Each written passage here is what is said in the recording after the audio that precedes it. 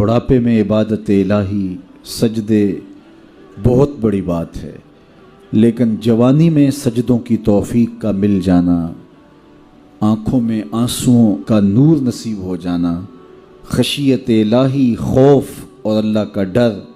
یہ بہت بڑا انعام ہے۔ تو یہ اللہ جس کو نصیب کر دے،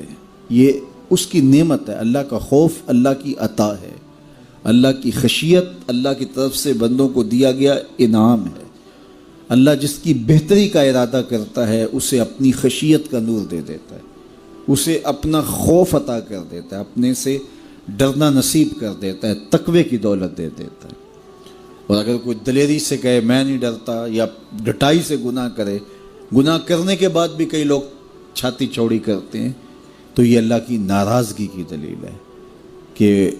گناہ کا موقع مل جانا اور گناہ کے بعد اترانا، سرکشی، تمرد اور اس پر بھی مسرت، تو یہ بہت بڑی حماقت اور اللہ کی رحمتوں سے دوری کی دلیل ہے۔ اور نیکی کی توفیق کا میسر آنا اور گناہوں سے بچ جانا اور اللہ کی خشیت، اللہ کا خوف سینے میں موجود رہنا، اور اگر کبھی گناہ سرزد ہو جائے تو فوراً توبہ کر لینا۔ مومن کی شان یہ بتائی گئی، حضرت عبداللہ ابن مسعود رضی اللہ تعالی عنہ سے ہے کہ جب مومن گناہ کر بیٹھتا ہے تو وہ یوں محسوس کرتا ہے کہ پہاڑ تلے آ گیا، اس کے اوپر یوں ایک بوجھ لگتا ہے، جلدی جلدی تلافی کرتا ہے، توبہ کرتا ہے، رجوع اللہ کرتا ہے تاکہ مجھے معافی مل جائے۔ اور منافق کی مثال یہ ہے، گناہ کرنے کے بعد یوں محسوس کرتا ہے بدن پہ مکھی بیٹھی تھی، ہلکے اشارے سے اڑا دی۔ اور دن میں کتنی مرتبہ مکھیاں اڑاتا ہے ایک آدمی، سویر سے شام تک، شام کو سے شمار اور یاد بھی نہیں ہوتا کہ کتنی مرتبہ یہ عمل میں نے کیا ہے۔ تو میں اور آپ اپنے آپ کو دیکھ سکتے ہیں، یہاں بیٹھے اپنے ضمیر میں اتر کے جھانک سکتے ہیں کہ ہم کھڑے کہاں ہیں۔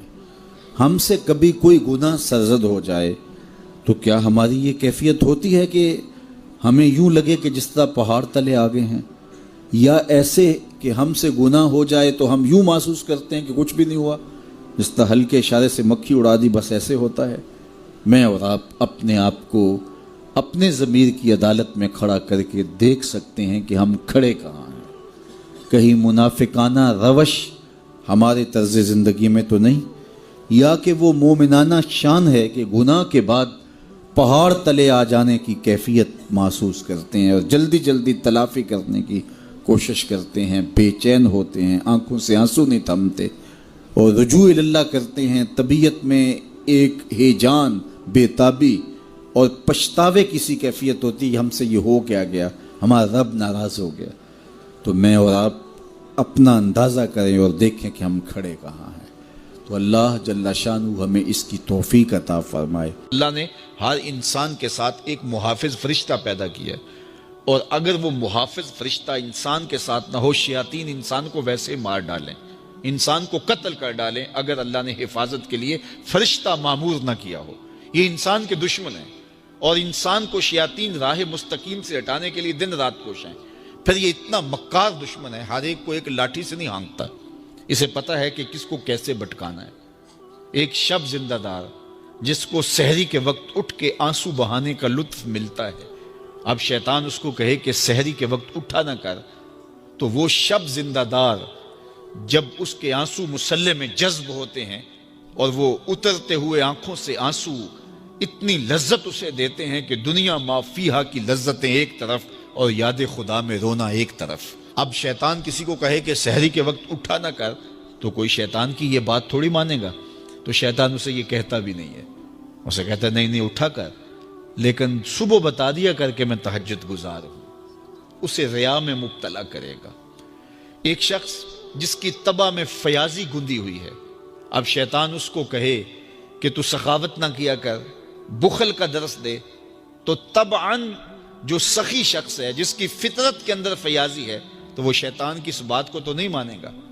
شیطان اسے یہ کہتا بھی نہیں کہ تو بخل کر، اسے فضول خرچی کی طرف لگا دے گا، اسے ان کاموں میں خرچ کرنے کی ترغیب دے گا جس کا اس کو اور معاشرے کو کوئی فائدہ نہیں ہوگا۔ اس لیے شیطان رخ بدلتا ہے۔ ایک شاعر جس کی طبع کے اندر لطافت ہے، نرمی ہے، محبت ہے، اب شیطان اس کو کہے کہ فلاں کو قتل کر دے، تو شاعر تو شاخ سے پھول بھی نہیں توڑ سکتا، تو پھر وہ کسی کا سر کاٹ دے، یہ کیسے ممکن ہو سکتا ہے؟ شیطان ایک شاعر کو یہ کہتا بھی نہیں، اسے وہ شراب اور شباب کے پیچھے لگا دیتا ہے۔ اب اتنا سخت دشمن، اتنا مکار دشمن، حضرت سیدنا غوث اعظم رضی اللہ تعالیٰ عنہ فرماتے ہیں میرے اوپر صحاب نور چھا گیا اور آواز آئی، عبد القادر تو نے اللہ کی اتنی عبادت کی ہے، اتنی ریاضت کی ہے کہ شریعت کا ہم تمہیں اب مکلف نہیں رہنے دیتے، اور اب تو نماز نہ پڑھے اور دیگر اعمال نہ کرے تو تجھے کوئی پکڑ نہیں، میں تیرے اوپر ایسے راضی ہو گیا ہوں۔ تو ایسے بادل سے آواز آئی، کہتے ہیں مان میرے دل میں خیال آیا کہ اگر عبادت کا مکلف نہ ہونا ہوتا تو امام الانبیاء صلی اللہ علیہ وسلم سے بڑھ کر کون اللہ کا مقرب تھا۔ حتیٰ تتورم قدماہ، حضور جب نماز پڑھتے اور اس قدر لمبا قیام کرتے حضور کے مبارک پاؤں سوج جاتے، لیکن ان کو تو کہا گیا وَعْبُدْ رَبَّكَ حَتَّى يَأْتِيَكَ الْيَقِينُ، انہیں تو کہا گیا کہ آخری سانس تک اللہ کی عبادت کرنی ہے۔ تو میں کون ہوں کہ مجھے کہا جائے کہ تو اب عبادات کا مکلف نہیں رہا، کوئی بات نہیں ہے۔ تو کہتے ہیں میں لا حول ولا قوت الا باللہ پڑھا تو وہ جو مجھے نور نظر آ رہا تھا وہ سیاہی میں بدل گیا۔ تو وہ ابلیس تھا جو اس رنگ میں مجھے بھٹکانا چاہتا تھا، کہا عبد القادر اس مرتبے پہ پہنچے ہوئے کتنے لوگوں کو میں نے گمراہ کر دیا، تیرے علم نے تجھے بچا لیا۔ تو میں نے کہا ظالم، میرے علم نے مجھے نہیں بچایا، میرے اللہ کے فضل نے بچایا۔ تو کہا پھر بچ گیا ہے، کئی میں نے یوں لوٹ لیے۔ تو اتنا مکار دشمن ہو جو ہمارے اوپر مسلط ہے اور دن رات کوشاں ہے ہماری متاع عمل لوٹنے کے لیے، متاع ایمان لوٹنے کے لیے، تو پھر مجھے بتاؤ کہ ہم کیا غافل ہو کے بیٹھیں گے؟ ایسے ناپاک وجود کا مقابلہ کوئی آسان ہے جو ہماری متاع عمل لوٹتا ہے، متاع ایمان لوٹتا ہے، ہمیں عمل کرنے نہیں دیتا، کریں تو وسواس ڈال رہا ہوتا ہے، کر لیں تو ریا میں اور تکبر میں مبتلا کر کے، عجب میں مبتلا کر کے کیا ہوا عمل بھی لوٹ لیتا ہے۔ مجھے بتاؤ یہ کوئی جو ہے وہ سوکھا کام ہے کہ ہم مقابلہ کریں؟ اب ماہ صیام میں روزے سے بھوک بھی کاٹتے ہیں اور قرآن مجید کی تلاوت اور دیگر معمولات کے لیے ہمیں تنہائی بھی میسر آتی ہے، اور اسی طرح ہمیں روزے سے جو ہے وہ اپنی زبان کو کنٹرول کرنے کا درس بھی ملتا ہے۔ تو روزہ تمہاری زبان کا محافظ بن جاتا ہے، پھر روزہ تمہاری شہوات کے کنٹرول کا ذریعہ بن جاتا ہے، اور روزہ تنہائی کی وجہ سے اختلاط سے جو خرابیاں پیدا ہوتی ہیں ان سے تمہیں بچا لیتا ہے۔ تو گویا ماہ صیام اللہ تعالیٰ کی رحمتوں کا ایک روپ ہے، اور یہ ایک مہینے کا تربیتی کورس ہے جس کے ذریعے سے ہم اپنے باطن کی صفائی کر سکتے ہیں اور اندر کی غلاستیں، اندر کے میل کو چیل مٹا سکتے ہیں۔